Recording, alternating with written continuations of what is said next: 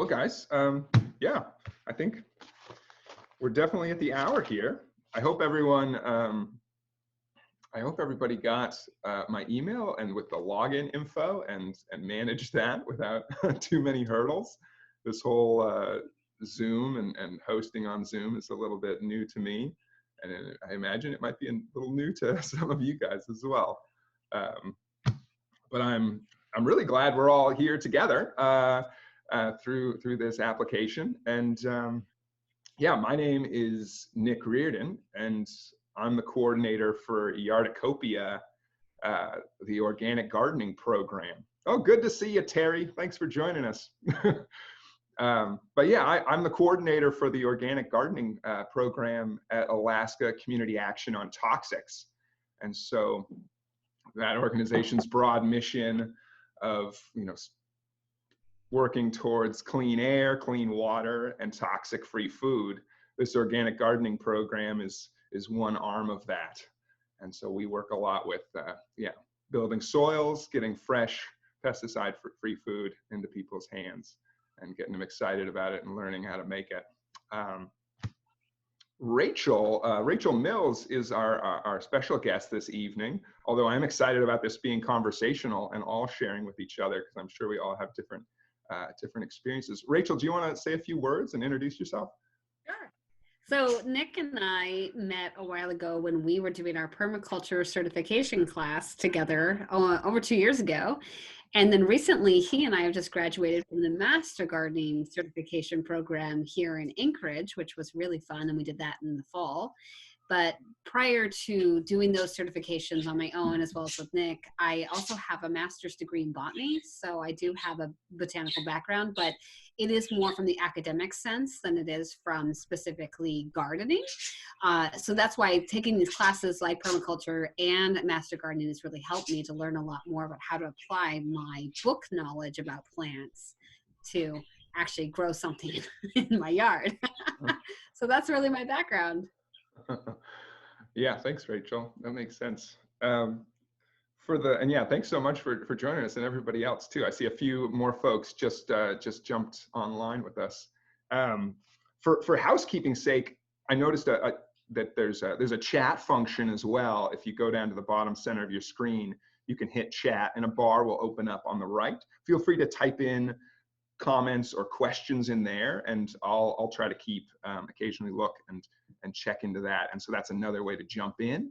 I think most of you guys are all muted right now, but you should have the capability to unmute yourself in the bottom left of your screen. And so you can also say hello. And yeah, with questions and comments. There's also one other thing, which I don't actually have the ability to do this because I'm the host, but I think you can raise your hand. And that sounds very civilized. And I'm pretty sure to do that, you go to participants, which is in the button in the bottom center as well. Manage participants or participants. And that should also create something visible on the right of your screen.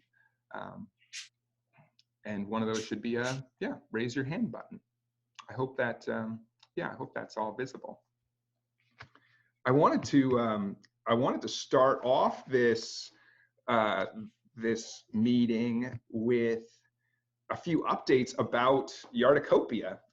One in particular is that I now am the coordinator for Yarducopia, and so there's been a bit of a changing of the guard. This occurred last fall, but I'm now heading into the first summer where I'm looking forward to meeting lots of you guys who have been involved in the Yarducopia community, perhaps even longer than myself. I started gardening with Yarducopia in 2016.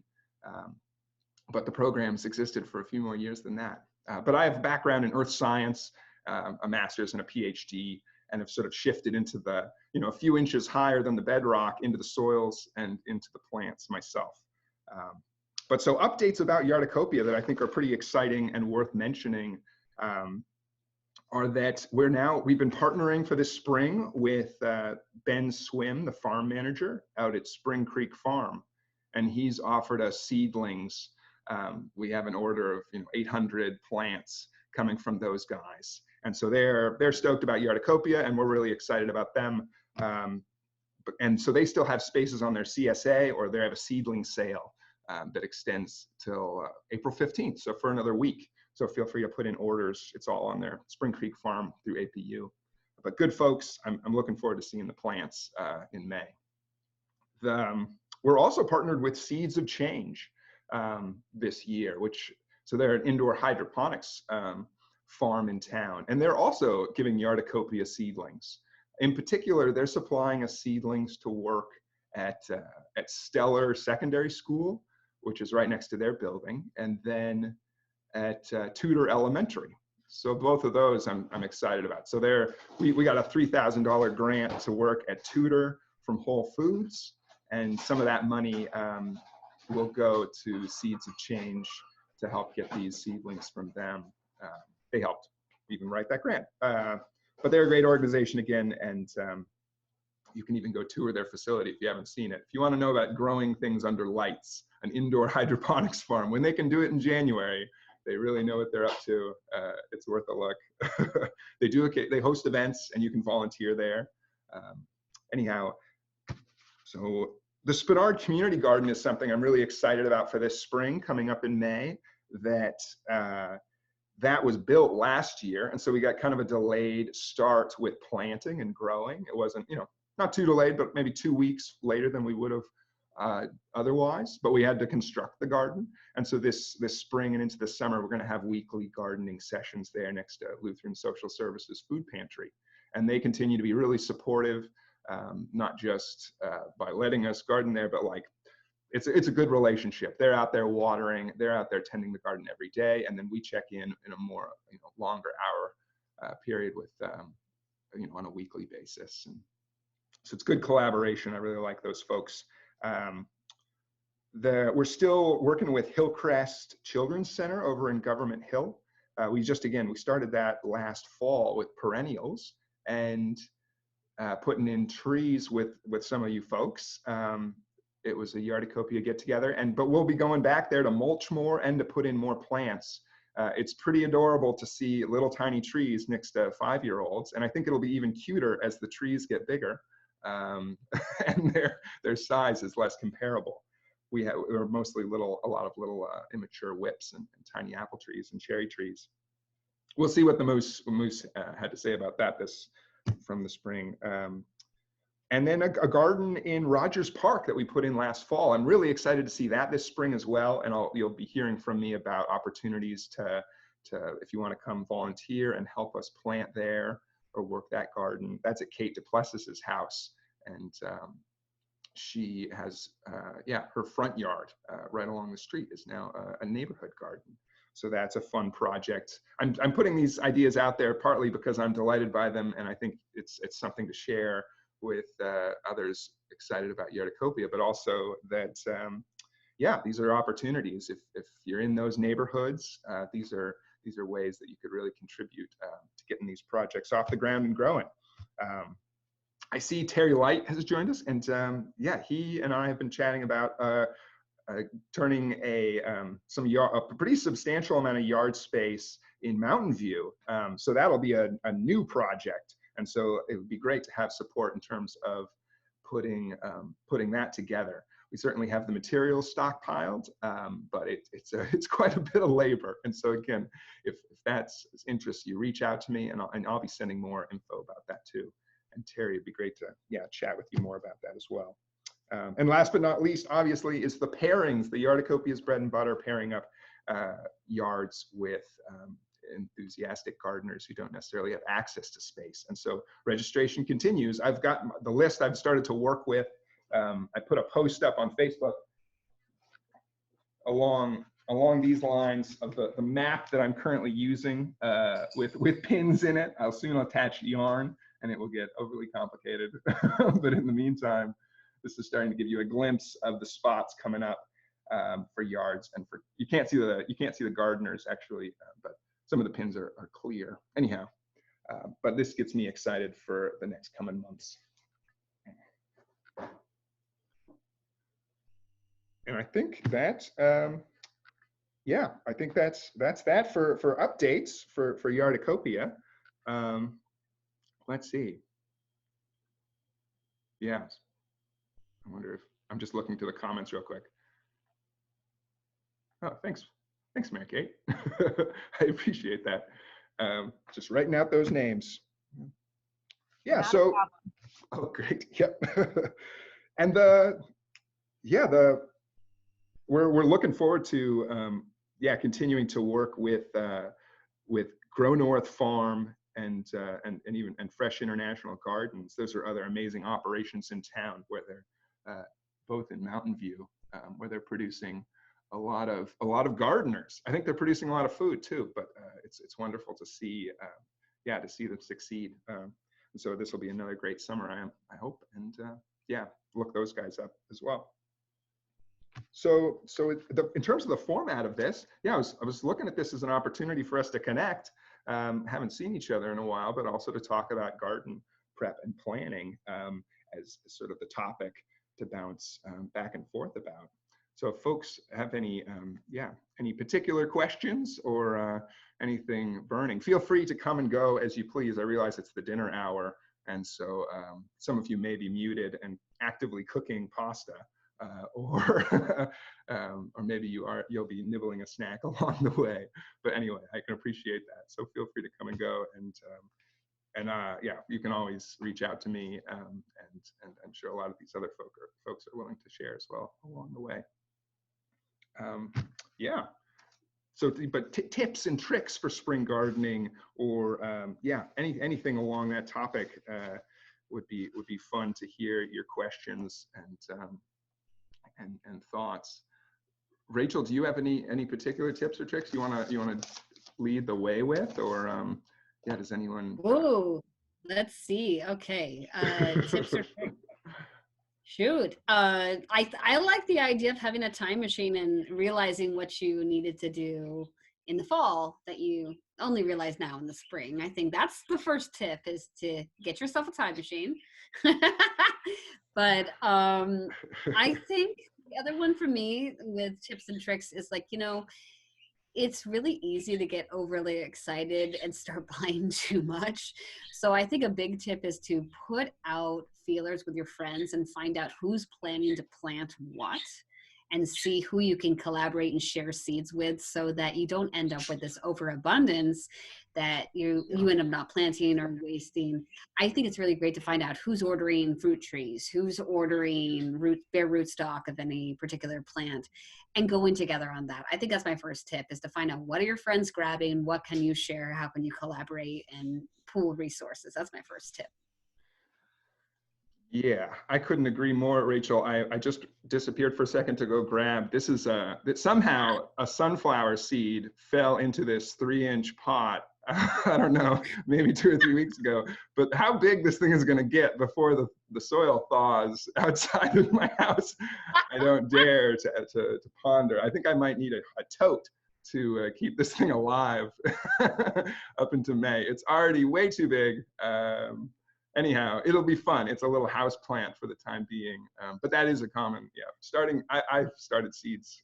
It's hard to resist starting seeds or not starting. I didn't want to start with that one. That was the other one. It's resist the urge to go crazy too early planting, because you're right. You're going to end up with all these leggy starts. I think we've been lulled into complacency with these early springs we've had recently, and this winter has been a reminder that no, do not start planting yet. It is so cold.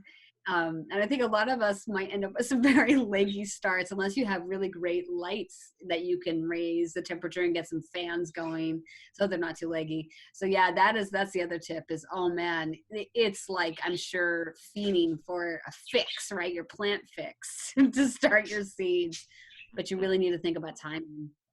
I think that's really tricky. Yeah, feel free if anyone wants to jump in too. Yeah. The mention of a time machine, as well as the soil that's in this little sunflower, I put into 5-gallon buckets. I filled up about, 8 5-gallon buckets full of, mostly from compost piles that I built, but basically I even just dug in my backyard and filled them with soil so I could make potting soil this spring, because otherwise, where do I get it from?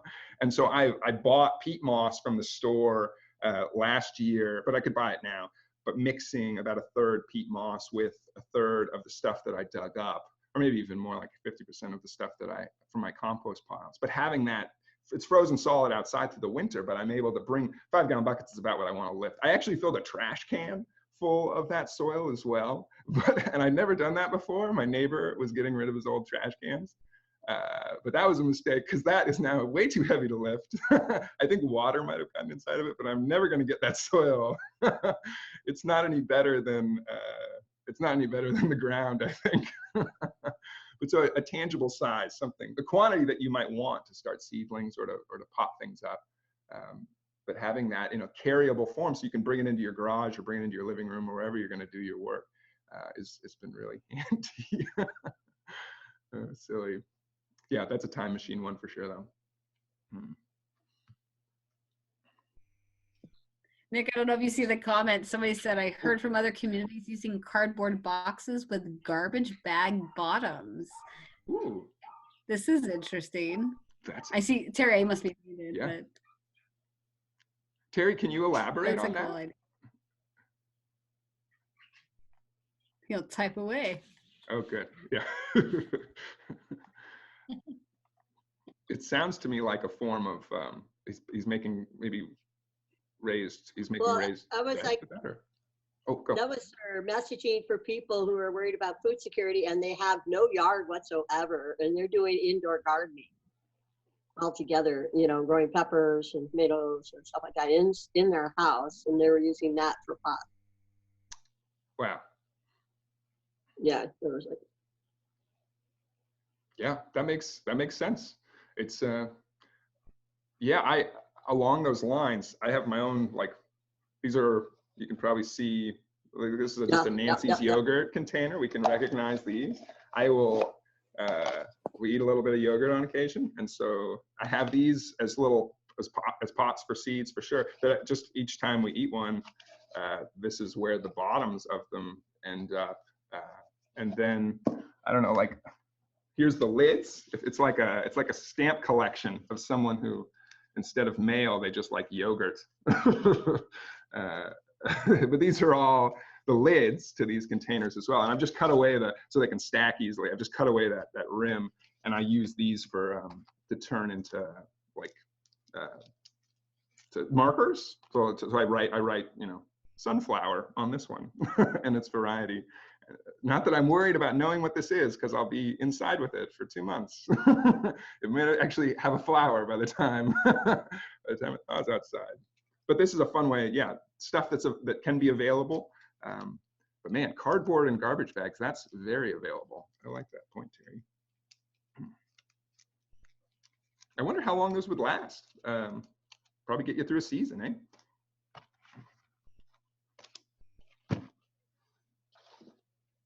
I've come across just garbage bags full of soil in the woods before with plants growing out of them.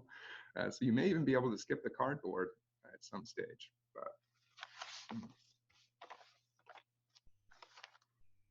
yeah, that's a good point. Yeah, does anyone, I'm looking over. Oh yeah, innovative, truly, Mary Kate. I had a question. Yeah, shoot, Ivy. What are most people beginner gardeners, or have they gardened before? Or what's kind of do you know what the general level is for everyone, or where is everyone coming from? That's a great question, Ivy. Yeah. I was just curious. Yeah, does anyone want to chime in with where they're coming from? This is Terry. I've done some growing by myself, and then I've also been on a very intensive garden in Portland where there was front and back gardening. And I wasn't part of the planning. I didn't have the brain bandwidth at the time, but I did follow along, and I was watching a lot of really interesting composting ideas and other things they did in their property, and I learned a lot there. But I haven't been around any land at all for quite a while. So I'm really happy to have this opportunity this summer, this spring.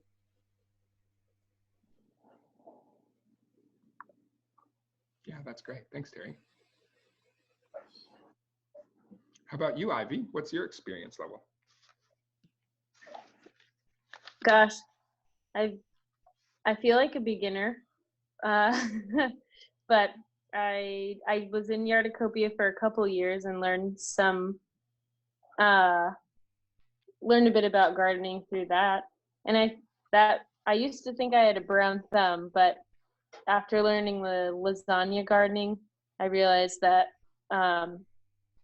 you can do a lot with the lasagna garden and grow a lot of food, even if you don't think you have a green thumb. I think that is a good starting point if you have room for a lasagna garden, or building a layered bed.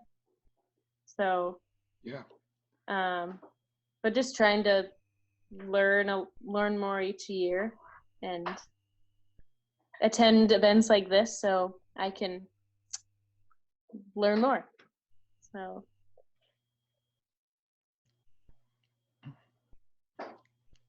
thanks, Ivy. I see Sarah wrote in the comments that there's two beginners at her house.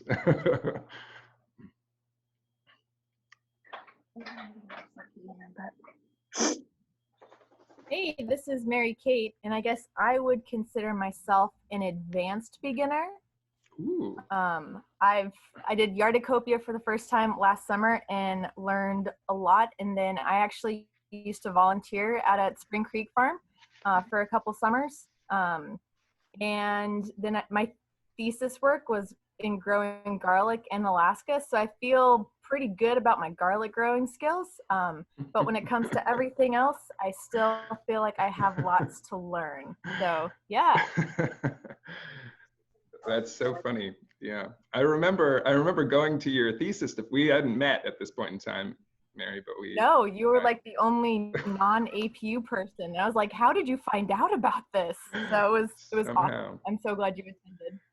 For some context, at Mary Kate's thesis defense, she made, or I don't know if you made all of them, but there was a whole table, maybe 2 tables of hors d'oeuvres, or maybe after snacks, that kind of to chit chat after the fact, and they were all garlic themed. And I call it a bribe for my thesis committee myself. Yes, hors d'oeuvres for everyone else. But yeah, me and actually the folks that were at the time working at Spring Creek Farm, they all, everyone came together and brought some sort of Alaska garlic themed. There was like a roasted garlic and beet hummus and some salsas and all sorts of good garlicky things. So yeah. I've wondered about that too at times, about the utility of, I like to grow a variety of things, it's fun, but if it was like, okay, Rachel, you grow kale, Mary's gonna get the garlic going. We pool our forces together. Yeah, Terry, you cover the tomatoes. No, Terry doesn't want the tomatoes. Sorry, Terry, that was, I know, tomatoes in Alaska, what am I talking about?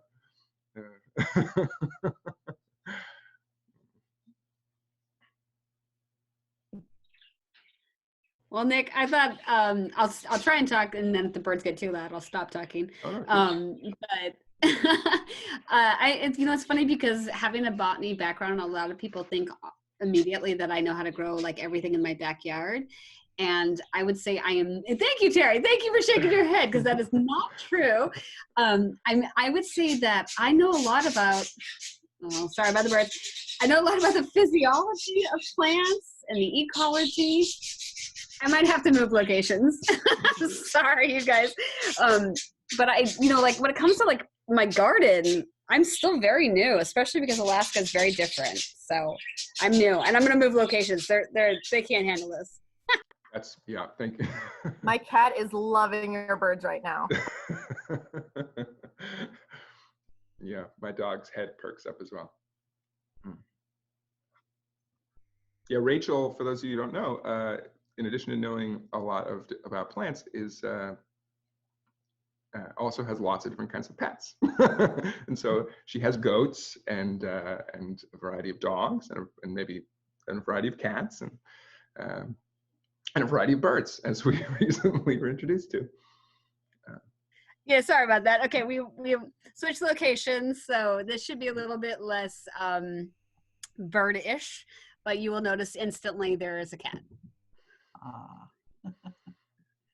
Okay, there we go. All right. Anyway, that was all I had. I'm sorry. Yeah. Does anyone else want to jump in with or share their yeah, where they're at with gardening or anything? Say hello.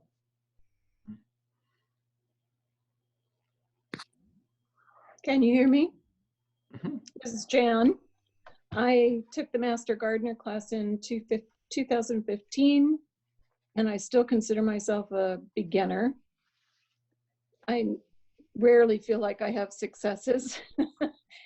I tried to work with Yarducopia a couple of years ago, and I think because of where I live, you guys didn't have anybody that was close to me. I have property, but I don't necessarily want to put my front yard into production by myself, but that was what I was thinking of doing. So I'd still be interested in doing that if there was anybody that wanted space or wanted to help me do it.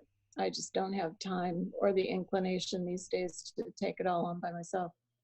And I've already started a ton of seeds, and I'm just eating seedlings at this point. So it's just not going to make it till May. Yeah. I hear you. I couldn't Jan. help myself. Me neither. I could turn this camera around right now and you just see a wall of baby little kales that are all going to be eaten. Yeah, that's why I've got a background. You don't need to see my mistakes. Yeah. Yeah. So anyway, if you do have somebody that's looking for a space to garden, I'm off of Elmore. So Yeah, that's great, Jan. The easiest way for me is that from the Yarducopia website, those little signups. It's currently folks sign up new each year, and then that's the list that I've been working with. okay. And that way I just have your address. But if you email me as well, I just have an Excel spreadsheet that I've been putting people who contact me by other means. But the address is super helpful, and then any notes. But that way, when I use that cardboard map that I showed you, I can pair it up. So, Okay. but yeah, that's your situation is very relatable. Yeah, there's so, and yeah, you never know. Maybe somebody moved to the neighborhood and is excited to get access to some land. I'll get hold of you. And I hear you about the starts. Yeah, we're all there, I think. This is actually a support group we're hosting this evening. I'm trying to get through all those seeds for the last 20 years. Yeah, good. Use them before they aren't viable anymore. I'm checking to see if they're viable. Someone's got to do it. Funny.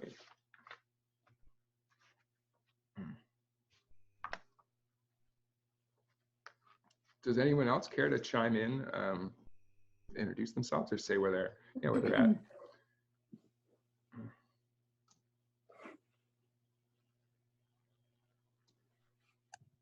And welcome to, it looks like a couple more folks have joined us too. I'll say a few words. Hi, this is Pam. Hello, everybody, and it's good to see you all. And hi, I've had the great fortune of having a Yarducopia garden for the last 4 years, I believe.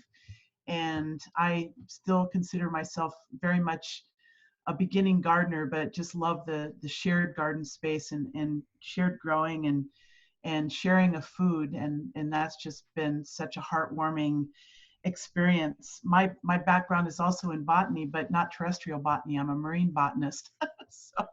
So I still have a lot to learn about terrestrial plants and gardens. So this is great. And Rachel, I have a question when we're doing finished doing introductions. I was just interested to see if you could share with us some basic design principles for designing your garden, you know, what to plant next to one another, companion planting ideas, or just, you know, kind of a planting guide for as we're dreaming our garden, what that can look like. So thanks very much.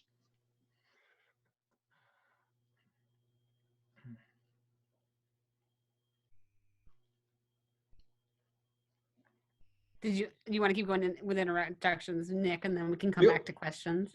If I mean, Rachel, if you want to chat a bit about that, I'll make sure to remember and bring us back to introductions too. well, I mean, I'm curious if anyone has any stories of successes they've had with companion planting before we get into it, because again, I'm still fairly new to terrestrial planting of gardens, so I have some limited experience of planting. But I'm curious if anyone else has had any really great success and luck, because what I have focused most of my gardening experience on right now is perennials. So I look a lot at garden perennials, and so I haven't really delved into as much the annual food production. So Nick might be better for speaking in some ways to all of the companion planting. There's some really great books that I recommend. First, I think the one that comes to mind is Carrots Love Tomatoes, and it talks a lot about which guilds to plant, and that's a great guide. And there's a lot of resources out there that can talk to you about which plants to put together. One thing I'll warn you is with onions, if you're going to grow onions, the flavor of onion can seep into a lot of other foods. So you want to always be very cautious of where you plant onions. As well as garlic, although that has to be planted in the fall. So that's something that you would have already planted by now. I plant mainly right now, the things that I planted are chives, which also will create that flavor. So I keep them in their own baskets. And I love chives here in Alaska because you can abuse them and they continue to come back somehow. They take the punishment. I put mine in planters, leave them out on my deck all winter long, and they just come back. And then you can divide them and have more chives. They're beautiful for decoration as well as to eat. So I really like those as one of my favorite perennials right now that I've worked with. And then I really like rhubarb as well. So another one that's a perennial that grows really well. If you don't know somebody who has rhubarb, I'm sure someone in this group here is going to divide a rhubarb and give away some. But I really like to plant with rhubarb everywhere possible because it's shade tolerant and it grows huge and it's easy to freeze. So those are some of the ones that I have had good experience with. But I apologize for being kind of a novice myself when it comes to annual planting and what grows well together. So I'm curious if we can hear more from the group. Yeah, no apologies necessary, Rachel. I think the theme that I'm beginning to take out of this is that there is a sense of beginnerness or beginnerhood almost regardless of where you're at on this journey. I too feel like a beginner in many ways. I'm looking over as well at the chat that says, yeah, Colette also feeling is a beginner, and yeah, limited, another beginner here. Yeah, so this is a theme. I think there are definitely experts out there, but again, it takes practice.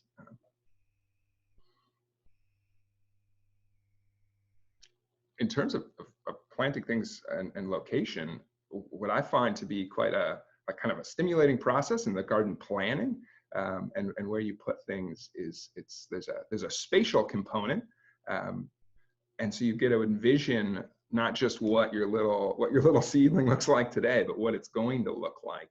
And so if this is a mammoth sunflower, it can grow to 8 feet high, and so and it really likes sun and heat. So just letting that guide where I might put it. Don't necessarily put it in my my $1 million view of the mountains. If I could shade that out completely, but it's a nice sunny wall where it's not shading any other plants. But that's what's so fun about this is the uniqueness. Each plant, a lot of different plants have a lot of different characteristics. So the variables are seemingly endless sometimes. And then the conditions. I remember our first Yarducopia workshop talking about microclimates in Anchorage and the variety of different locations, be it north side of town, south side of town, hillside, out by the ocean, just microclimates around your house, the inside of your house, the outside of your house. So pairing those up is quite a fun game.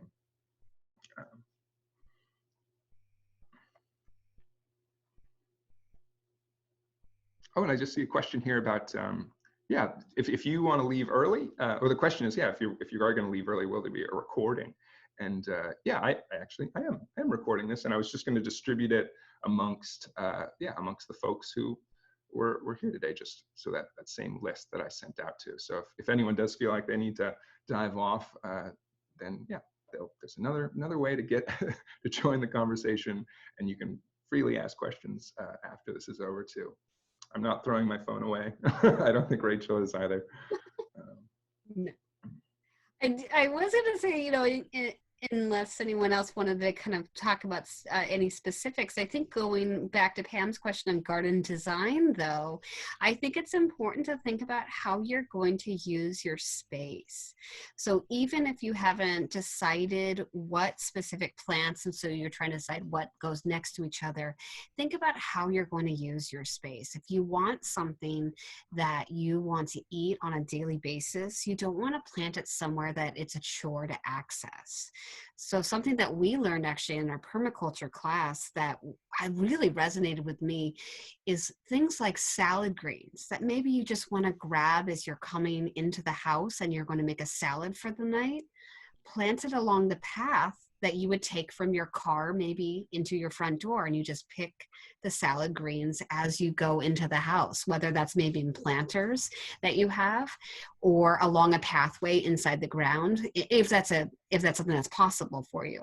But you want to try and make it as accessible for you to get your produce in the time that you're going to collect it. And the other thing that Nick and I had a conversation about, besides just accessibility on a daily basis, is thinking about time to harvest. So trying to intersperse your plants so that you're not either going to harvest everything at the end of the season, unless that's kind of what you want to do. Some people plan their gardens so that they just know that everything is going to be collected at the end, you know, as you go into fall. And you're going to have an epic week of processing and collecting and canning. And it's kind of this exhausting week-long adventure. But otherwise, you know, trying to think about when plants are coming up and getting things that come up early, maybe like radishes, and then things that get harvested much later in the season, like potatoes, for example. So those are other things to think about with your design, is how you can use your space, because you never really want to make a garden and then just regret having to go out into it, or really not look forward to being in the garden space, you know, so that it becomes something that's like, oh, it's another thing I have to do. You know, so when you're thinking about it, the other one I talked with Nick is, you know, making sure you know where your water is, making sure that you know where your shade is, so that you're not planting in ways that you're constantly fighting the elements that you can't control. You know, if you don't have good access to water, how can you give yourself access to water? If you know that you're not going to have time to stand out with a hose and water for an hour, maybe soaker hoses are the best way to utilize your water issues. I think that you want to make your garden space enjoyable for you. So when you design, those really help. So I hope that helps. Anyway, I don't know if anyone else has great combinations, any killer combos that they've discovered. I saw in the question line that, yeah, one odd success I've had is my mint migrates to my rhubarb and they grow together. I like that a lot. Both very vigorous plants that grow well, grow pretty well outside in Alaska. So that's a fun one. Yeah, watch out for mint though. That takes over really bad. That's something that I have had good experience with as a fellow botanist, Pam, the Lamiaceae family, of course, the terrestrial grouping. They are ready to take over at any moment. So you want to watch out. Mint, unless you have a plant like an established rhubarb that can tolerate the beating, you know, you don't want to let mint kind of jump into your lawn unless you want to fight and have a mint lawn. I have my goats in the backyard, and I've got boulders that go 10 feet down, and somebody, I don't know, put some kind of a spearmint in there, and it's cropping up under rocks next to the horsetails, and the goats eat it, and it just never goes away. So that's a great, if you want a successful plant, mint is a really great one. And actually the Botanic Garden has an herb society that they experiment with different herbs, and they have all kinds of different mints that do well. But the ones that are really unusual, like cotton candy mint, I remember they had that one year, and a banana mint. Those unusual mints tend to not do as well as the tried and true spearmints. That one does really well, mojito mint and spearmint. Thanks, Rachel. That is exciting. And a great cautionary tale about mint. Mint outside of a container, depending on where you're at, could be a recipe for a lifetime of mint. Many lifetimes of mint. I wanted to jump back. I see a few questions in the chat as well, but I wanted to jump back to if anyone else wants to introduce themselves as well. There's a few more folks who have joined the call. And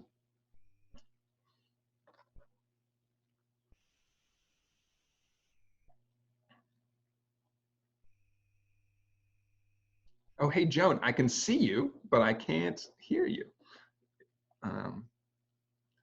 It might be, you might be muted. Let me, no. Yeah, I am. Oh, I do good. this all day long with a teacher, and I still haven't gotten that right. You're good now. Hi, everybody.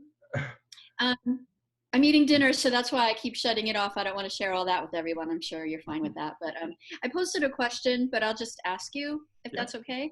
I have my yard backs up to a street, and so I've got all these kids playing all these sports, and a lot of the frisbees and basketballs and stuff end up in my yard. And last year, they broke a raspberry, plant that was filled with raspberries. So I picked them off, and it was fine. But I want to put other plants back there, and I figured I'd construct a hoop garden. I don't know if that's the right name for it. So what grows well under the hoops that, when the kids aren't home, like I can keep an eye out and open it up, but in general, they would probably be closed all the time. So does everything grow well in them, or are there some things that grow better? And I have another space on the other side where, none of the kids' toys end up. So I can put other things that need to be not in a hoop garden. Any suggestions? Yeah, I would think that depending on what you make the hoop out of, whether it's, visqueen, like a plastic versus a cloth, it's going to trap more or less heat. And so you have the potential there, if you use plastic, to have a little mini greenhouse. I mean, those are great season extenders, to have a little metal or PVC tube supporting sometimes people use cloth like a ramee. So having things that are a little more self-contained might be good. Like you'd have to be careful about how many squash you put under there. It might try to escape.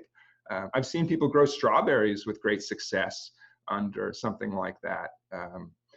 Those hoops can be wonderful for keeping pests out as well. So anything like cabbages, getting them started a little early and having the season extend a little further.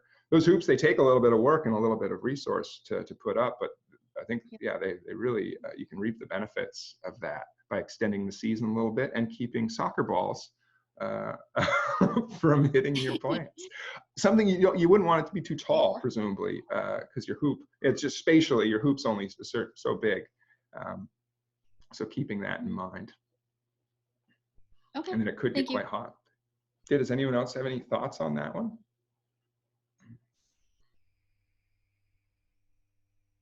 That's what I was worried about, is if you're not going to take the plastic off, watch out for heat and also humidity. You're going to need some kind of venting, some kind of window or door, even if you don't fully remove it, because you can have issues with mildew or rotting or spoilage if you have like leafy greens, things also like anything that's in the brassicas, so kales and cabbages, these cold weather crops, they might not do well with constant heat and high humidity, because that's just not their ideal growing conditions. So you want to be careful about that and make sure you've got some kind of vent.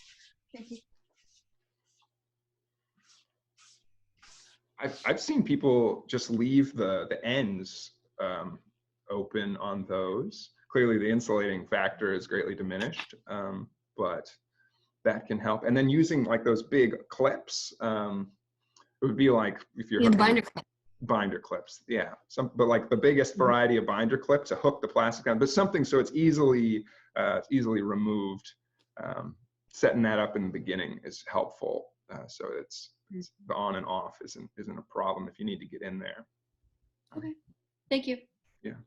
I also, my favorite trick that I've ever had with children, I have to say it works like a charm. I lived across from an elementary school, and again, I was working with mainly perennials, but I give really good candy at Halloween, and they're like the mafia. When you give really, really good Halloween candy, it's like, you remember me this summer, right? You remember, you protect my house. Right?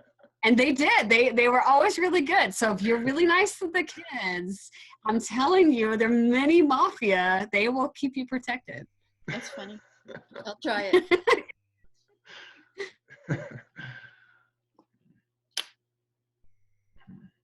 Can you do that with moose as well? Is that a possibility? That's why I moved downtown, so I could stay away from the moose. They don't do well, you know.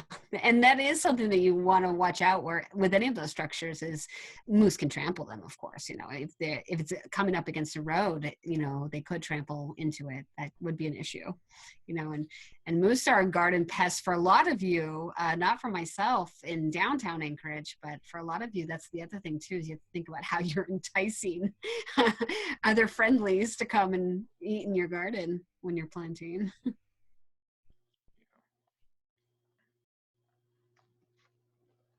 I'm just noticing a question from Colette on tips on how to start. Colette, were you asking like how to start things from seeds, or how to start your own garden in a broader sense? Feel free to chime in there, or we'll.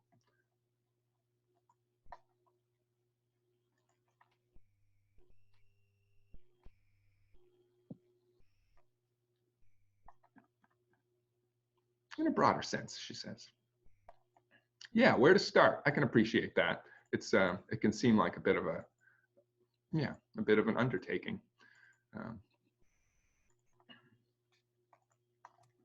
I think that one of the best places to start, especially for new folks, is walking around town and seeing the plants that people are growing.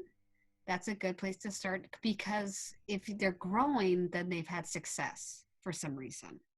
So you can attempt some challenging plant and not realize it's a difficult plant to grow here.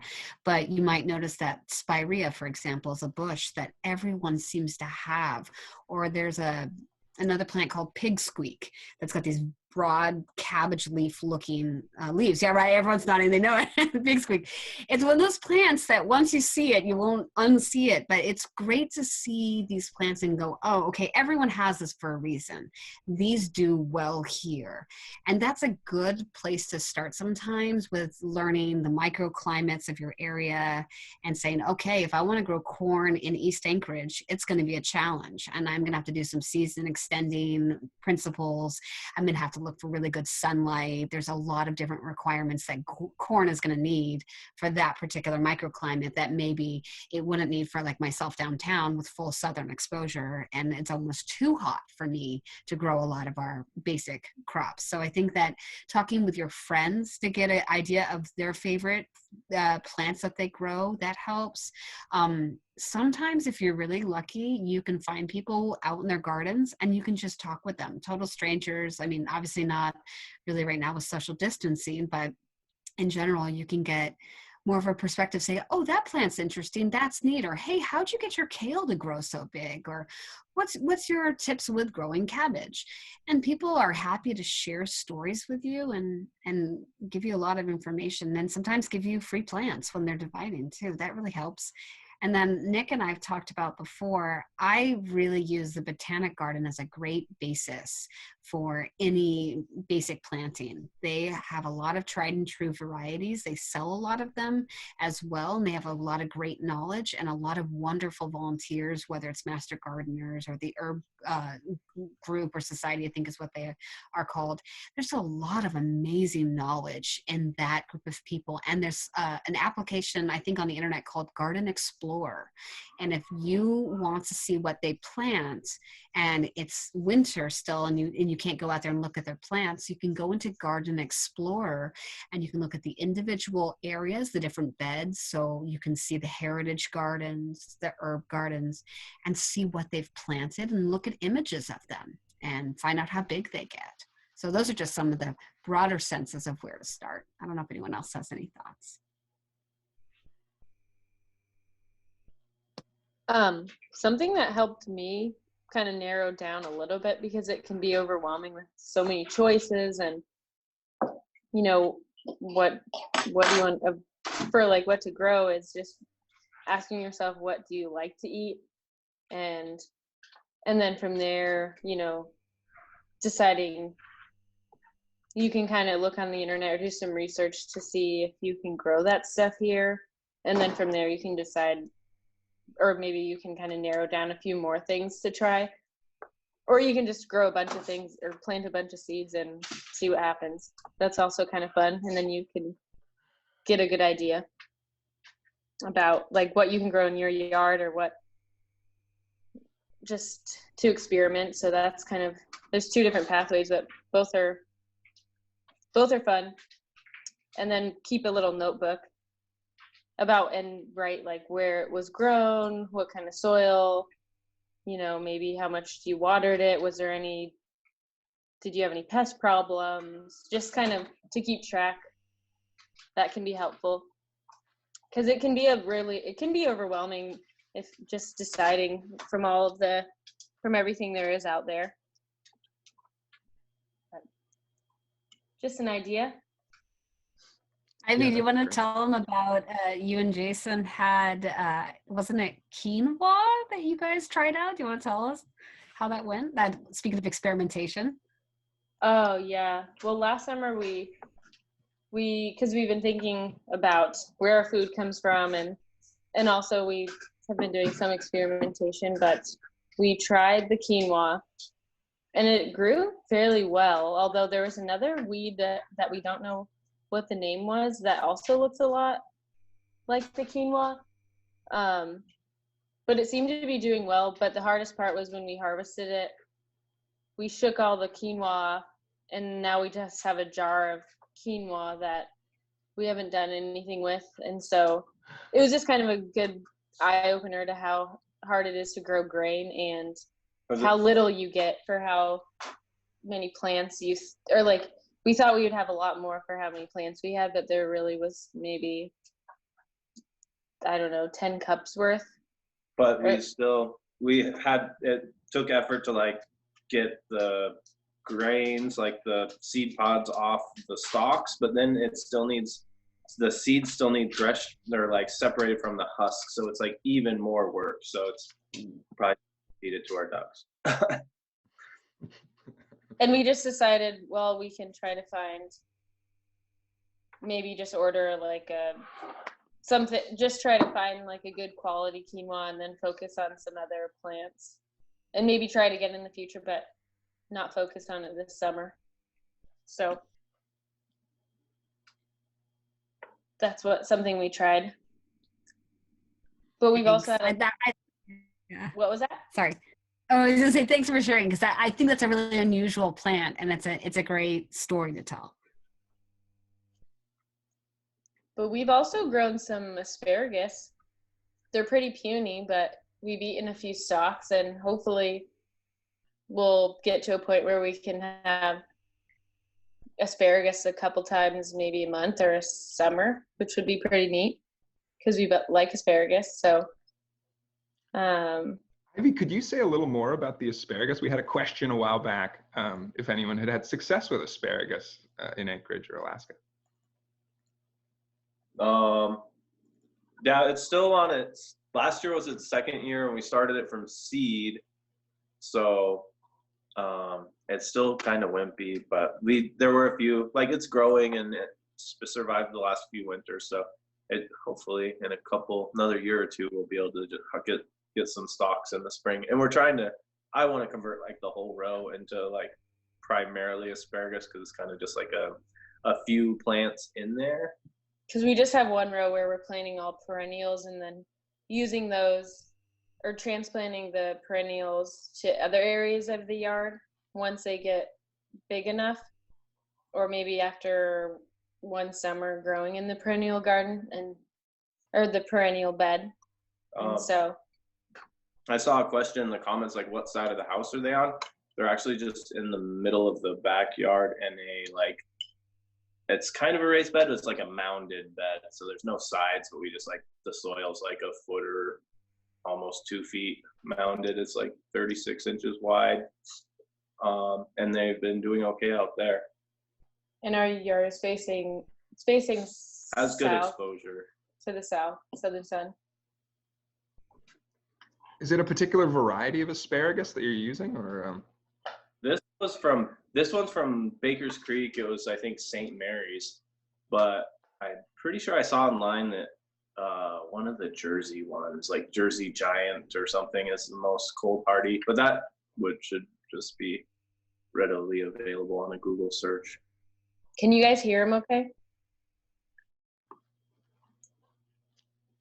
Okay. Still addressing the question of where to begin, often where my head's at with Yarducopia, so we talk to people and meet people and help build gardens with folks all summer long, but I'd say tons of our time is spent in building soil. So in Anchorage, we're not always sure what contaminants exist in a residential suburb in Midtown Anchorage, for example. And there's often lawn there, which we don't want to contend with. So our first, our starting point is to build the bed that we're going to grow the plants in. So we lay down cardboard. We build a sheet mulch bed or a lasagna bed, and that's kind of our first step of the gardening process, is combining leaves and grass and possibly some manure, but building a compost pile essentially and planting directly into it. But I think soil is worth considering. Again, do you feel you're advanced or intermediate or beginner? In the soil thing, I keep learning more and more about the importance of having good soil and feeding the soil. And the plants seem to do great when I focus on the soil. So it's where I start, and sometimes I just stay there all summer long, is making sure that I've got a good medium that I'm growing in. And if you can't guess, Nick, I'm happy to talk about that more. Oh, go ahead. Oh, sorry. I was saying, I think it's really important to talk about soil. I mean, one, because of your geology background, but I think that a lot of people will ask, what's wrong with my plants, and tend to just fertilize. That's one of the first things people do. Something's wrong with their plants, so they say, oh, they must need fertilizer because it's like plant food, so isn't that what I should do? But what a lot of people don't understand is the soil in Alaska tends to be acidic, and so it's closer to the 5s. And to bring that soil's pH up, you might have to amend it with something like lime, for example. Or wood ash, although you have to be cautious with adding wood ash. But if you don't change the pH of your soil, so changing it from the acidic to being more neutral, so the sweet spot is roughly about 6 to 6.5, is a really nice sweet pH. And the reason for that is because nutrients may not be available if the soil's not at a certain pH. It's like having water in ice form versus liquid form versus vapor. And it's all water, but you can only drink it when it's a lake or liquid. You can't drink your ice and you can't drink water vapor. And it's the same thing with the nutrients. They're only in their drinkable form at a certain soil pH. And so if you don't get that on board first, everything else is kind of useless. You can just add fertilizer like crazy and it will never go to the plants.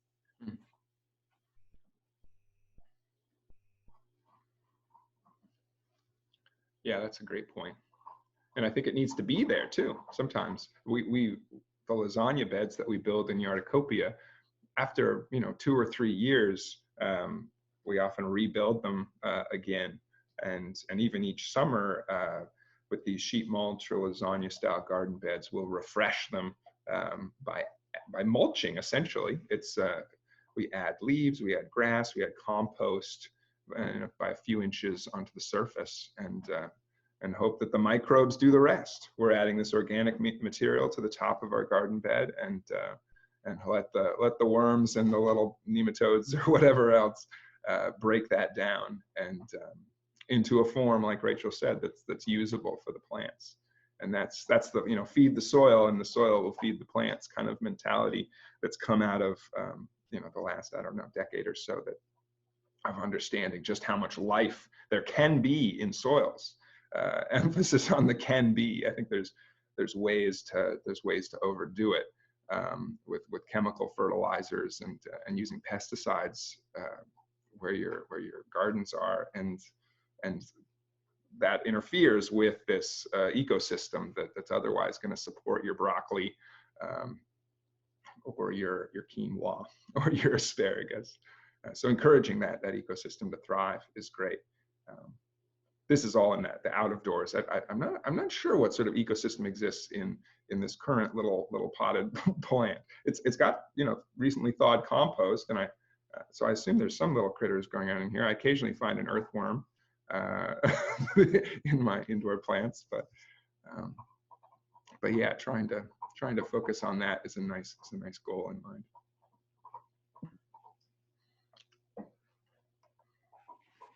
Just looking at the questions. Nick, only because you mentioned earthworms and because we have beginner gardeners, I feel like it behooves us to tell people that earthworms are not native to Alaska. So I only mentioned it because you happen to say it. So if you are out in your garden and you see earthworms, I mean, they are fantastic at building soil. They're great, but please don't intentionally introduce earthworms into your garden because they are not native. So I just have to give that caveat. As somebody who studied invasive species, I can't get out of this without saying that. So I got a question here for me about the earthworms. There are a lot of invasive species, and one of the biggest invasive species in America is Europeans. So it's kind of figure out, well, how do you have this process of species learning to become native? And are they beneficial or not? You know, because I think about one of my favorite herbs is a plantain, and it has come over here and it's taken over, but it's also really, really good medicine when people use it. The whole thing about spreading it into really already very intact native communities is a problem, I think. So like, this is not an intact native ecosystem where we're living right now. So, you know, like, don't take it out of the mountains and don't take it out to places that are already really intact native communities. So that's my thoughts on it, just like a different view on it. No, that's a great point. They have a lot of great benefits on, actually there was a really interesting study that was done that found that juvenile salmon in river systems were benefiting from the invasive earthworms, because when they fall into the rivers, they're actually more nutritious than the other food sources they have. And so they're actually doing quite nicely. But yeah, no, I mean, and that we could do a whole nother talk on invasives, but no, they have a lot of benefits. And I mean, they are building wonderful soil. I mean, they bring that glue, all those microorganisms provide this a glue-like material that causes what's known as PEDs, which are aggregates of soils. And you want to have these clumpy aggregates of really healthy soil so that you can have water filtration and air that's able to move through your soil. You need both of those to have a rich soil mix. And many of those microorganisms, there's other insects as well as arthropods and other animals that will create that, as well as burrowing creatures. But yeah, no, they do. They have a lot of wonderful benefits. What Rachel was talking about there in terms of like these PEDs, or, you know, but it falls into the broad category of soil structure. Like, is your soil really dense, or is it not very dense? Or, you know, how well does water or air move through it? These are kind of, yeah, anyway, people can study soil science till the cows come home. But where I think this is really important for our conversation of garden planning or prep is if you want to start seeds inside, a great step to take to get a higher success rate with your seeds, especially little tiny seeds. And please chime in if people have other ideas about this, but is to make yourself you can make your own potting mix or buy a potting mix. And those mixes tend to have they have either peat or coconut coir, but they have something that's a little lighter and fluffier in it that it can retain more, but basically, so those little seeds, when they start putting out their little roots, it's not like trying to break through a clay layer or something, or some more compacted, heavier soil. So you basically lower the density of your soil by adding these things. Perlite or vermiculite or other additives to soil that, again, lower the density. And so a potting mix also includes those. And so when I talk about like a third, it's just a rule of thumb, like a third compost, a third vermiculite, and a third peat. That would make you a pretty reasonable potting mix, I think. People have lots of different recipes. But what I like about that when I start my plants is that something like that is lighter. And so the seeds are able to, the roots are able to grow a little faster, I think. And so the success rate's a little greater. Or if the seed gets buried or something like that, it can actually burst through that material. But feel free to chime in if you've got other ideas. But I love it when my seeds start. It's always good when they germinate. And that's another good place to begin often in this journey, is if you are starting your own seeds. Yeah, another place about the beginning stuff is I think all the gardeners I know also are composters. So, because eventually you're gonna want that like great homegrown fertility, and it would literally be crazy to like pay to send your yard waste to the dump and then like buy fertilizer like $20 a bag to bring it in for your stuff. So just as soon as you start saving your like food scraps and lawn clippings and all that, and just grabbing it from your neighbor, much of that comes back. Awesome. Help you out and save you money.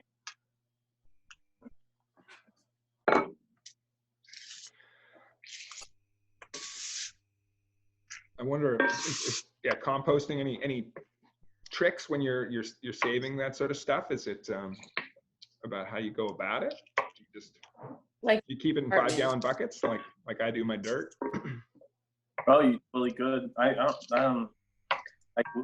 get compost from a lake at work, and we just have that's like a 3-gallon bucket. So we just pop the bucket, and it might get stinky while it's in the bucket. As soon as it gets out, and be okay. But you need to mix your browns and greens, but that's a whole nother compost building class. But it's not actually, it's not that hard. You just mix the stuff and let nature do its work, and you can cold compost, hot compost. There's a lot of different ways to do it.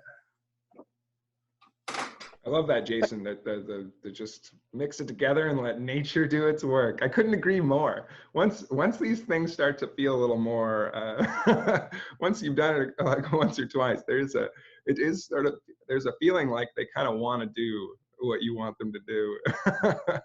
Sometimes they don't want to do what you want them to do, but I couldn't agree more. It is cool to watch. It's a great chemistry experiment. If you've got kids, watching a compost pile go from, let's say you make a 4-foot high one or something. I like to make them kind of big. Watching it deflate to 2 feet high over the course of a week or two and maintain a temperature of like 150 degrees Fahrenheit is crazy. There's something really wild going on in there that I do not understand, but it's amazing to watch.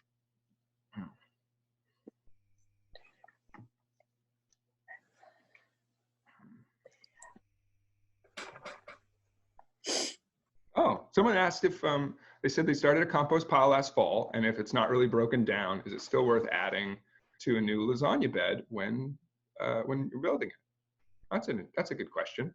Yeah, if it's built the pile last fall. Yeah, if it didn't heat up, if the pile didn't heat up and really kind of break down much, you probably still have good material that it'd be a great stockpile to build a lasagna bed out of. But the key there would probably be to add, if it's full of like brown leaves or like vegetable scraps and things like that, you might want to add in if you have a lawn or something, but add in some grass clippings, or get some get some more food scraps basically, but some stuff basically with a little more nitrogen in it, so your pile will heat up. I'm just speculating here that the reason why it didn't break down is because it's really brown heavy, like might be full of wood, branches or leaves.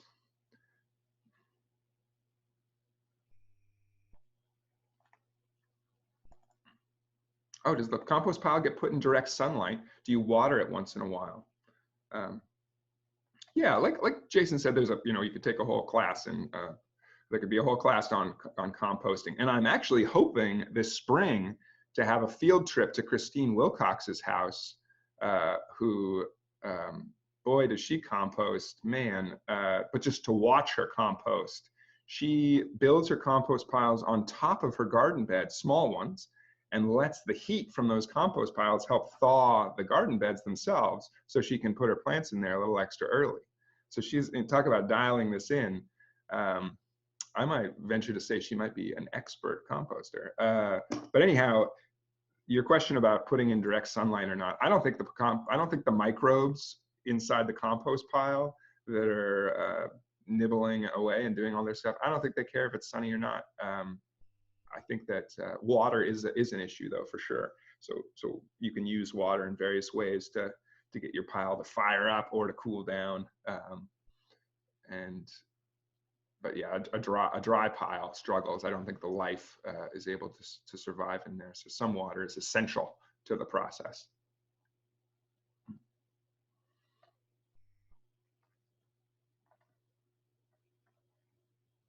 Oh, sorry. I would think, There, sorry. I Okay. think on the level of composting is like having really good friendly mycorrhiza relatives in the mix. That's also something that I think we can learn from the guy, the Far North Fungi. So I'm really interested in following up with him. And there's actually going to be a nationwide fungi event later this month. Fungi Day online is 26. So just sharing information on how we can incorporate the fungi in our work in our garden and lots of other stuff. Is that April 26th this month? Yeah. And what's the event? Is it? It's online. They were not able to go and do the whole movie thing because nobody's going to be going to the movie theaters. So they're going to do it online, the movie introduction. Neat, Terry. I sent that link to you, I think, a while back, but maybe not about the ongoing, the online event. Yeah, I'll look it up. Yeah, and now let me know if you didn't. I'll send a link to it. That'd be a great watch party.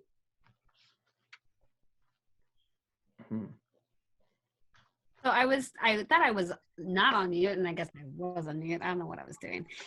But I was going to go into the question about watering the compost pile. So in addition to what Terry's talking about with the fungi and the microbes, with a good rule of thumb for compost piles is about as wet as wrung out.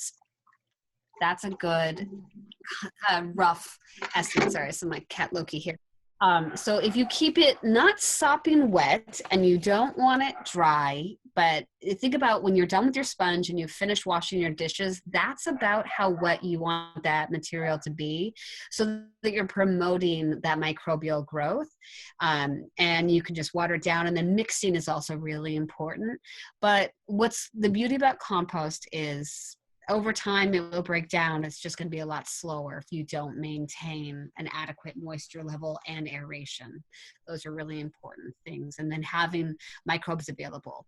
And that has to do with the quality and ratio of the high nitrogen material, which would be about, it's about a 25-to-1 ratio of brown to green. So carbon to nitrogen. And somebody had asked about horse manure.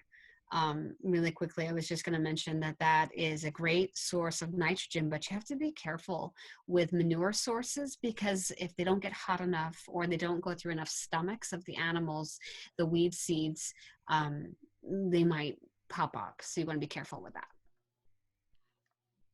I love horse manure. I've only been using it for 5 or 6 years now, and I don't care what comes out of it. I think it really depends. Talk to your horse owner and see what they feed. I wonder what your goat poop, what would germinate in your goat poop? Well, nothing actually. If I give you straight manure, nothing's going to germinate because goats are ruminants. They have 4 okay. stomachs. And So I knew that's. so it gets hot enough because they go through the multiple stomachs. So if you want an animal like a goat, the goat manure is really great actually because of that. It's weed free.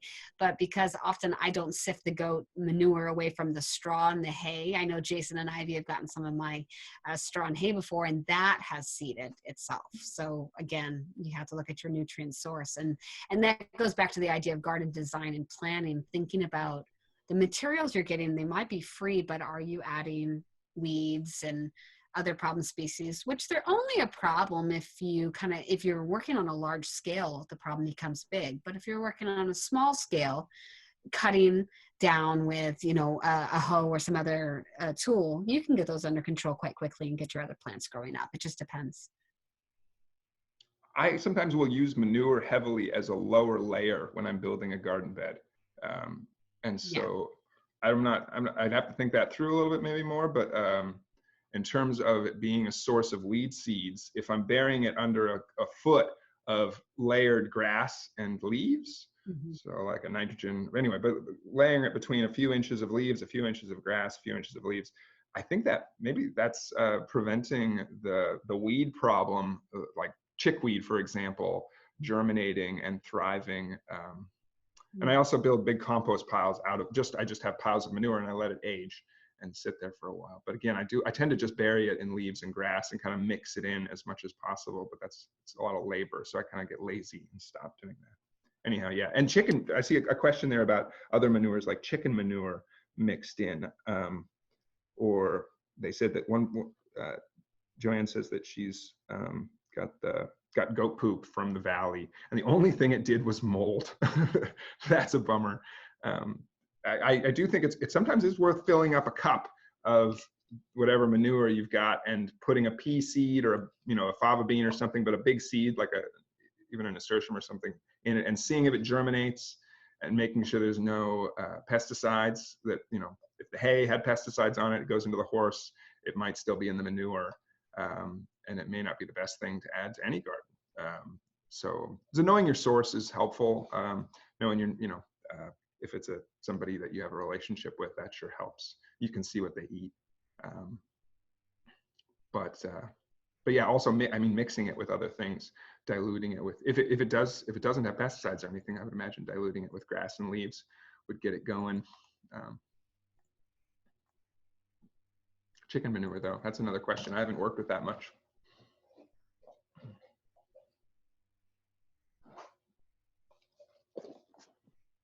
I've only worked with chicken manure in my mom's yard, so back in Washington State. But I mean, it's like any other manure source. It's just got great nitrogen, and so I just remember incorporating that into the soil.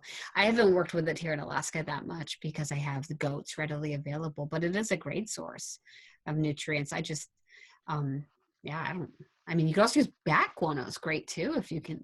We don't really have that here, but that's a great nutrient source, high nitrogen, and there's also fish. It's not like fish meal. It's another option if you want to add nutrients, and that's marine nitrogen, which is also nice to bring that full circle as well. But chicken manure is nice. I think there's other sources here that you can get your hands on sometimes easier.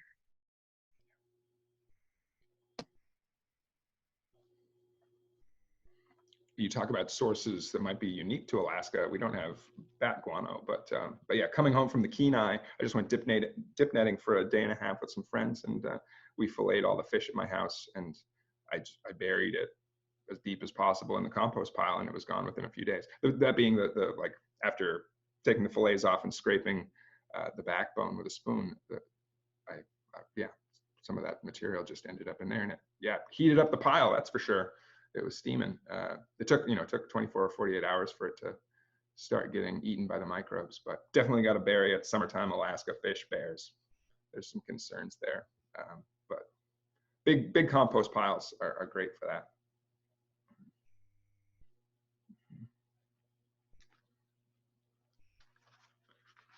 I remember you mentioned, so you have, we've talked a little bit about pests, Rachel. You talked about your cats, your birds, your other hazards around town.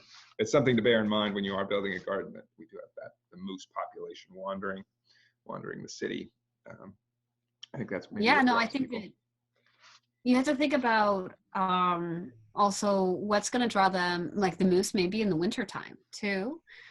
Think about the moose when you're planting, especially trees and bushes. Think about what could entice moose to come in and tromp through your yard, break your fences, anything like that. But for me, I'm lucky in the sense that I don't have moose, but when I'm designing my garden space, one of the things that I've been really taking into account is how do you use your backyard? Do you have kids that need to have a space where they can play? Or do you have dogs or cats that need to go to the bathroom somewhere? So how do you divert them away from your garden? Do you do either a raised bed so that they're kind of separated from the garden bed? Do you create paths? One thing that I did was I started watching where my dogs were going and areas that they tended to avoid and areas that I knew were going to be a battle to get them out of.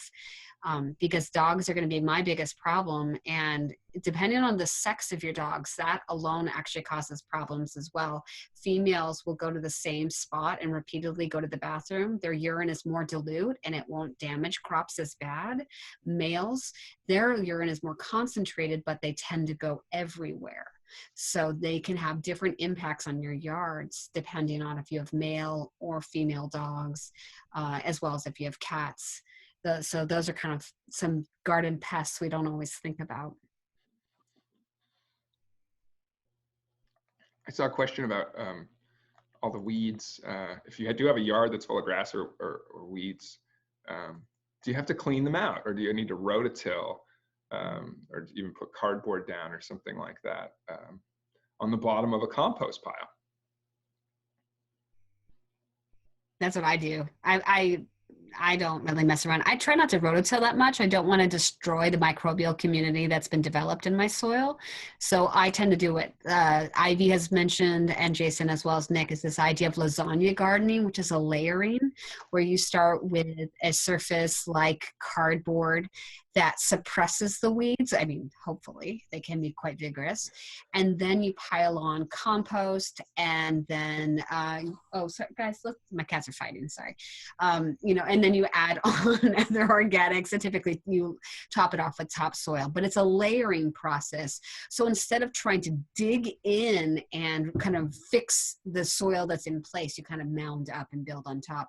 And like Nick was talking about with the compost pile, it will reduce over time. So you're not going to continue to have 3-foot mounds. This does fall and sink with time. It's amazing actually how much soil it takes to build up your garden. But I would just lay down cardboard and then start with some kind of a compost, and then on top of that maybe some topsoil. What I am personally doing this winter, I actually am doing like a small experiment where I have a backyard that is all lawn, and I put down cardboard and my straw and manure from my goats, and I put that down in the fall. And then just as the snow starts to melt, I'm going to put the next batch of straw and manure out in my yard in a different spot. And then I'm going to wait till about maybe a week before I plant at the end of May to do my final beds. And I'm curious to see how the different mulching process, the time period, going through a freeze thaw, if that jump starts the microbial communities, because they will get the longest growing period if I do this in the fall and let it go through a winter. So I'm curious to see if my lasagna gardens that started in the fall do better than my lasagna gardens that I start kind of in the springtime, because they have just more time. So it'll be interesting. But yeah, I don't fight the lawns. I wouldn't. It's a pain. Build up. It's easier than going down.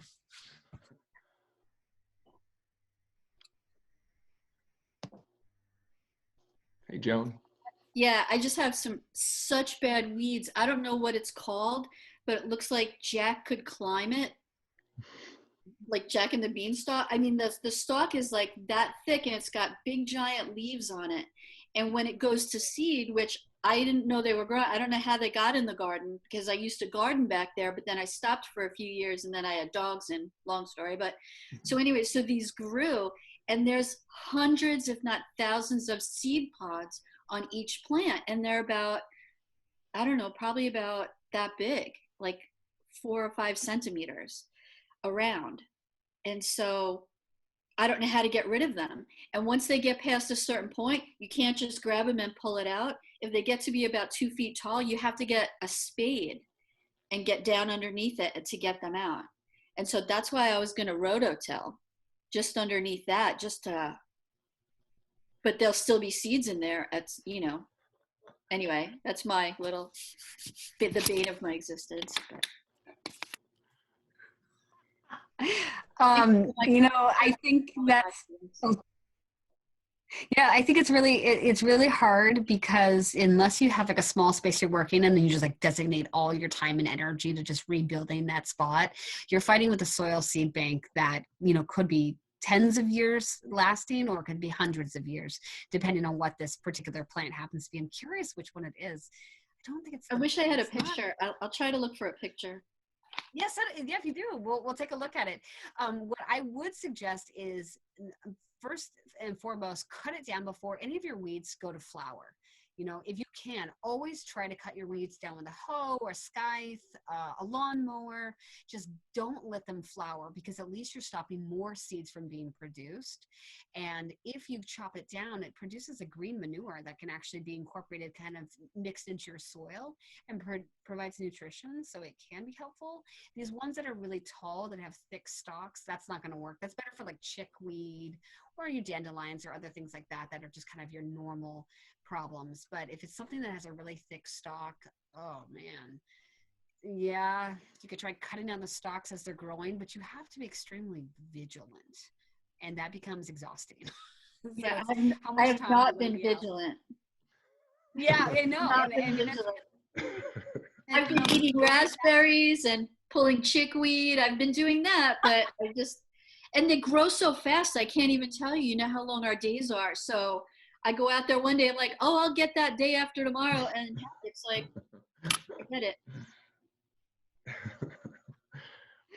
Oh, geez, that one, it's going to be hard. You're going to fight it. That's the problem. Or you have to get something that can grow faster and overtop it. Tree. Yeah, Joan, the two things that come to mind were if you're interested in growing veggies, I would suggest, you lawnmower it, or just, take a weed whack or whatever, or go out there with shears. Do that once, it'll be a bit of work, but yeah, cardboard, and just put soil or material that will turn into soil over top of that and grow in that. Just kind of give up on the, like Rachel said, that there's a seed bank. There's so many thousands, tens of thousands of seeds in that soil that you're working with, that, yeah, just leaves and grass, and if you want manures or other things like coffee grounds, spent grain, but you can create soil, and a pretty lively soil, on top of that. And sometimes the effort to do that is less than this battle you're describing. There's a more long-term plan. I'm, like Rachel mentioned, with a passion for perennials, currant bushes, raspberries, strawberries, apple trees, even cherry trees. There's gooseberries. There's a whole variety of these plants that come back every year, assuming they did, something bad didn't happen to them, like a moose pulling them out. But those, sometimes with a long game in mind, can be another tack where you say, okay, well, you're a stocked plant that's putting out 1,000 seeds every year, but if I put a currant bush or a gooseberry bush there, they may compete the first year, and they may compete a little bit the second year, but by the third year, that perennial plant is going to take over. So even a rhubarb would probably be more vigorous in the end. It's not the first year that you're going to have that gain, but it's something to look towards. And you can mulch around those perennials with leaves and even wood chips without damaging the plant and really inconveniencing yourself. So that's another course. Again, it's just sort of your decision about how you'd like your yard to look. But I love using perennials in places for that reason. Sometimes it's sort of satisfying to say, I may have lost today, but I'll win, lost the battle, win the war. I don't know. It doesn't have to be combative, by the way. Sorry to bring up these adversarial ideas, but it does feel that way sometimes. Maybe part.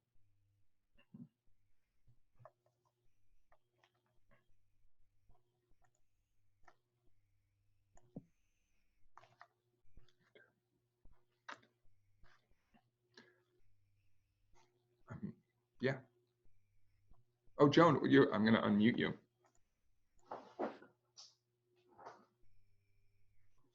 A few years ago, I put down Visqueen, and I think it was Visqueen. That's what I asked for when I bought it at Spinard Builders, and it smells very oily, like, you know, crude oil. Oh. I think it was a different kind of Visqueen then. So I put that underneath, like, between my raspberries, so that to keep down the weeds. But I'm thinking now that because it smelled and it was like a heavy material, I wonder if, because we had so much sun last year, if that's beating on it, if it's, and this is my lack of scientific knowledge and a good imagination, that it's the chemicals are going into the soil because the sun is breaking them down. So I was thinking about taking it up, although it's such a good way to keep the weeds out, but I don't think it's healthy for the soil. Yeah, plastic pollution associated with the agricultural industry is yeah, I don't know the exact tonnage offhand, but that's exactly what a lot of commercial farms would be doing too, is using vast quantities of plastic sheeting everywhere. And yeah, it's like you said, it breaks down and sometimes just gets tilled into the soil. And the consequences of that, I think some of which we know, and it's not good, and there's many that we don't know. And so, yeah, there are alternatives to, it is an effective way to go, but there are alternatives like leaves and wood chips and things like that. Pam, did you raise your hand? Did you want to? Yeah, I just wanted to say that it's definitely true, especially in the high heat that we had last summer, that the plastics could leach chemicals that are biologically active and endocrine disrupting types of chemicals like polycyclic aromatic hydrocarbons or phthalates or other things that are found in plastic. So if you can find an alternative material, I think, you know, that's better for sure in the long run. And plus the plastics inevitably break down into microplastics and will end up in our watersheds. Yeah, thanks, Pam. Yeah, it's only going to get harder as those things, pulling up one sheet of plastic is one thing, but there's at some point they break into particles that we could never, who knows how we'll clean up, yeah, these many little bits.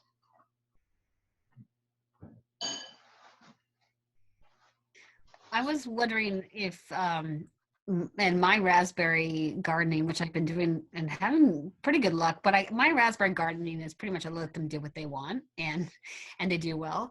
But I'm curious if something like an impermeable plastic sheeting over the areas around your raspberries, I wonder how that would affect your canes, because they have this life cycle where they produce first year canes that are vegetative, and then it's the second year where you're really getting the fruit.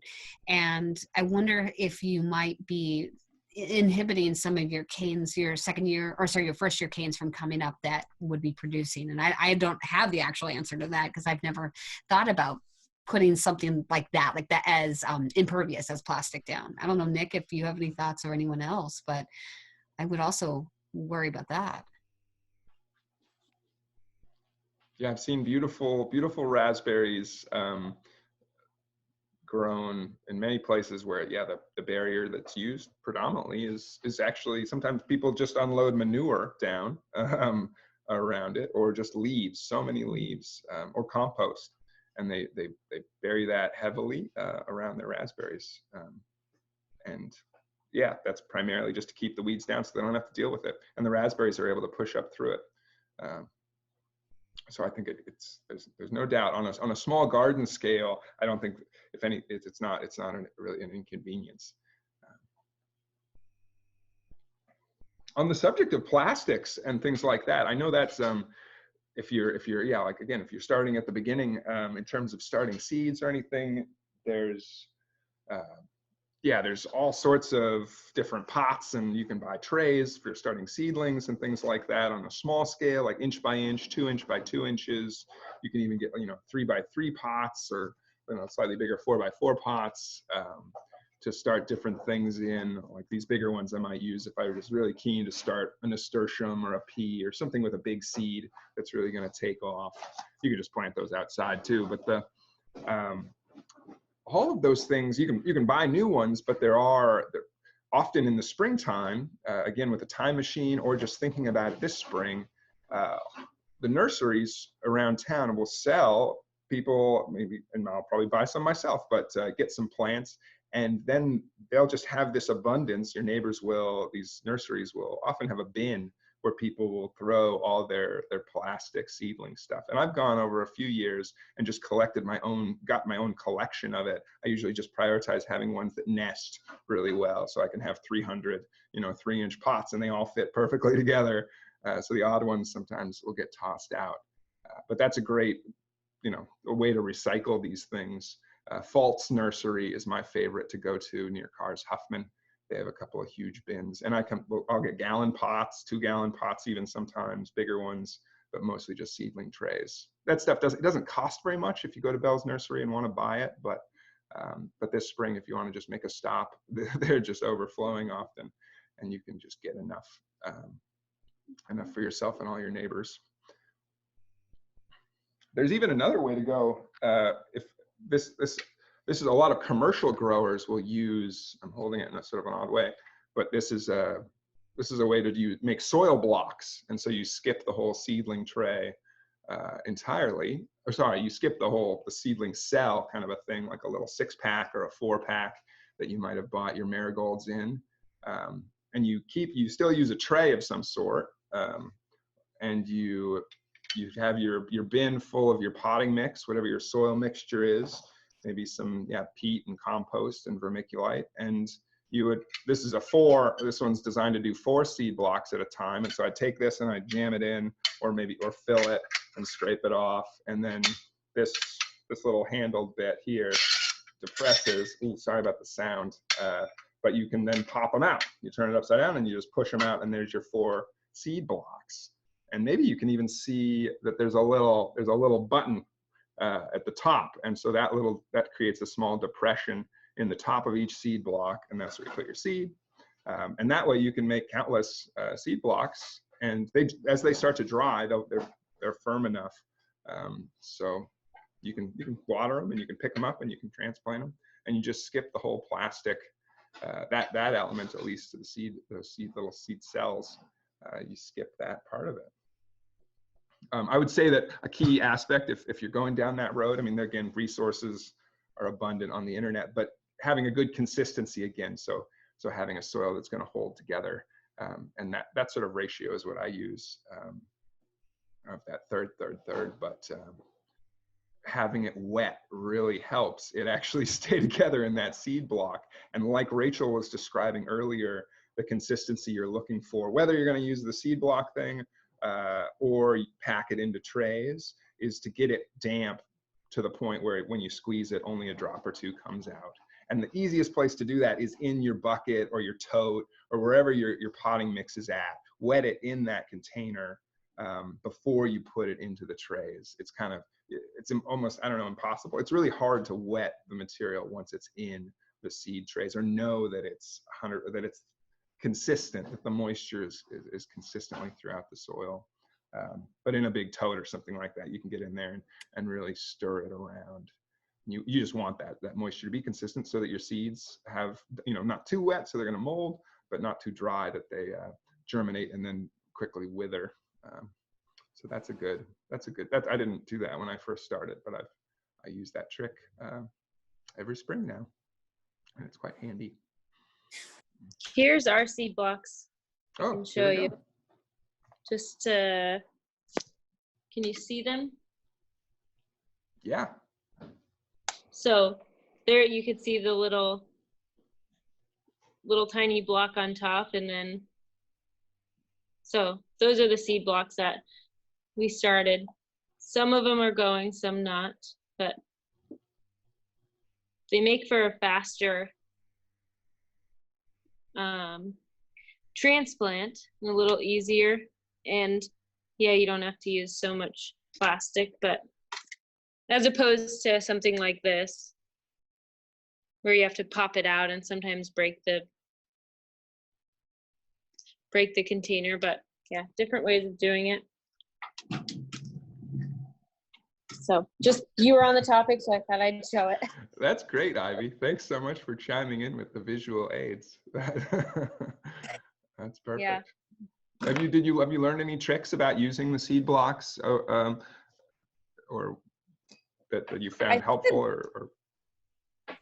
I think the biggest one was just having them wetter than you think, so that they stick together. Otherwise, they just crumble. So I think if you can have, like, if you take a chunk in your hand and squeeze it, I think a little water will come out, and that's about the right amount of water. Yeah, so maybe even a little more than I was describing.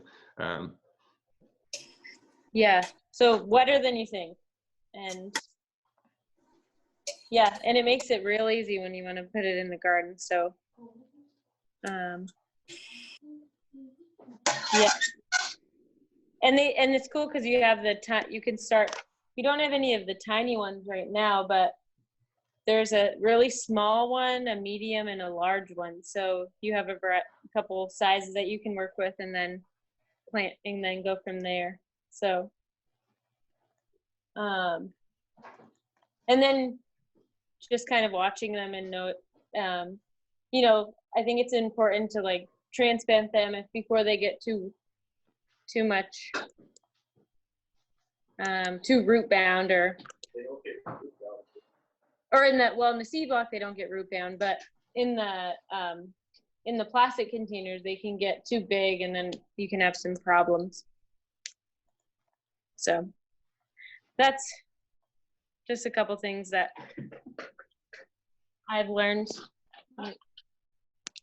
or we've learned. So Yeah, that's great. there's a lot to learn, I'll tell you that much.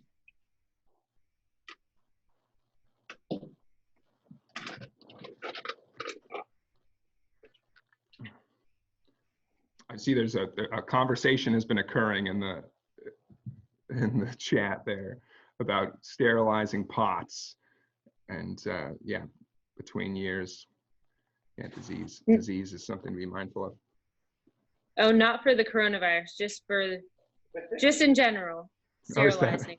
Maybe I should read more of this chat. That's great, Ivy. Well, there is discussion if you are gonna you know, trade or pass things along, you know, cleaning it before you pass it on, or having it sit for a couple days to help. Could potentially helps prevent the spread of the virus. But that is, you know, that's a concern right now for however long the virus is sticking around on different surfaces. But if you are passing different mediums to friends to share, then something to think about. But I'm not sure if that was what the sterilization was, if they were referring to, but no, they were just referring in general. It was more about when you're reusing pots. okay. How do you sterilize them? And I know that my experience, we've always just done like a week bleach solution, let them rinse and soak for a period of time, and maybe even give them beforehand like a quick brushing, clean off soil. And this is for transferring any kind of viruses. Typically that's, you know, like tobacco mosaic virus if you were working with tobacco plants, for example. But there's like other fungus and viruses that you just want to clean your pots.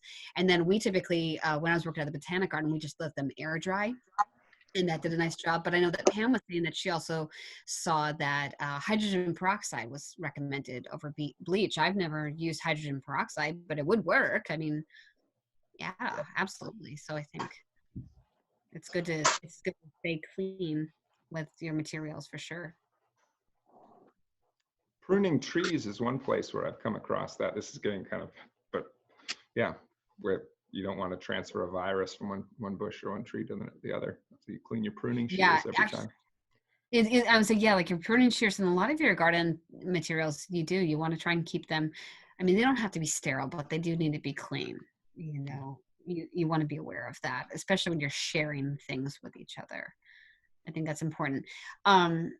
Nick, I apologize. I was writing about cleaning pots, and so I might have missed it. Did you mention when we were talking about different ways to pot up plants, you talked about plastic pots and creating your own soil pots. Did you warn the folks about the issues with those, why am I blanking on them, those peat pots that people get? No, we haven't Did you- talked about those, but that's a good point.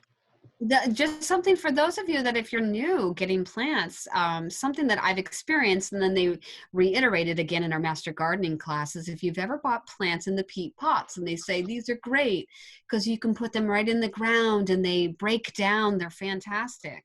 That is a really great thing if you do not live in Alaska and the soil gets warm enough and the microbes really break it down. I really do not recommend using those peat pots. Every time I've planted in, and this is in my very sunny, small boxes that I fit, they're maybe like a foot long and like maybe 5 inches deep, so not very big. And so they warm up every summer, full sunlight, and those peat pots, man, they are intact.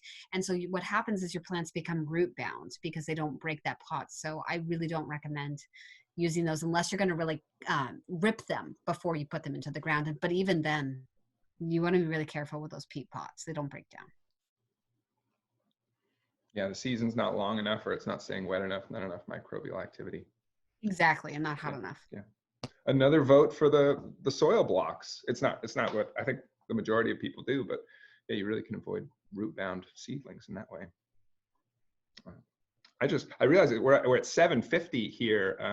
This has really been a marathon of gardening stuff. I just wanted to show you guys on the subject of starting and where to begin. This is a jar, just a little mason jar with cuttings from my blackberry bush, or blackcurrant bush.